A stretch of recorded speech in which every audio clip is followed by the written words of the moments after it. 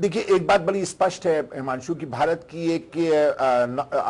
विशेषता रही है कि जब कभी भी हम लोगों के विदेश नीति की बात आई है तो ज्यादातर लोग जो है वो एक ख्याल के रहे, और संसद में भी जो है वो सबने जो सरकार की नीतियां उसके साथ दिया है। बीच में कुछ कुछ अब्रेजन जरूर हुए हैं, कहीं कहीं के ऊपर इस तरह की बातें देखने को मिलती है, लेकिन ज्यादातर यही देखने को मिलता है। तो इसलिए तो स्पष्ट है कि पूरी की पूरी, चाहे अपोजिशन हो चाहे गवर्नमेंट हो, सब एक साथ खड़े हुए, सब चाहते हैं कि ये जो एक तरह से कहा जाए इसको कि ये जुडिशियल असेसिनेशन किया जा रहा है जाधव का, इसको किसी तरह से रोका जाए, ये अपने आप में एक बड़ी चिंता की बात है।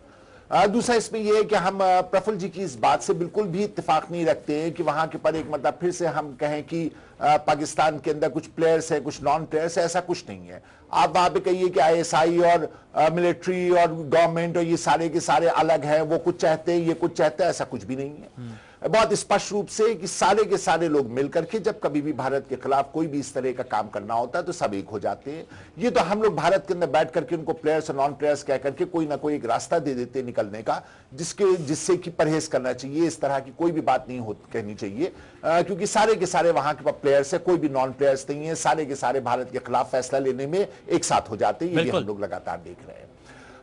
तीसरी इसके ना एक महत्वपूर्ण बात यह आती है कि कहीं ना कहीं सरकार ने बहुत देर लगा दी, क्योंकि ये जाधव को पकड़े जाने का मामला और उससे लेकर के आज जो फांसी की सजा दी गई है, इसके बीच में एक बहुत लंबा अरसा गुजरा है। इस बीच में पाकिस्तान के से और भारत के प्रधानमंत्री में आपस में बातचीत भी हुई है, और वहां के पर कुलभूषण जाधव का मसला जो है वो उस तरह से नहीं उठाया भारत ने, या बहुत सी बात हम तो देखेंगे कि ये मसला उठाया ही नहीं गया हाईएस्ट लेवल के ऊपर, जो निश्चित रूप से भारत सरकार को करना चाहिए था। इस बात की ओर उनको पूरी तरह से ध्यान रखना चाहिए था कि जब एक वहां पर भारतीय नागरिक जो है उसको गलत तरह से कहीं से उठा करके ले आया गया, उसके बाद में फिर उसको एक रॉ का एजेंट बता करके उसके बाद दुनिया भर के चार्जेस लगाए गए, तो इसको जो है वो पहले से ही एप्रीहेंड करना चाहिए था, और जितने भी इंटरनेशनल लेवल के ऊपर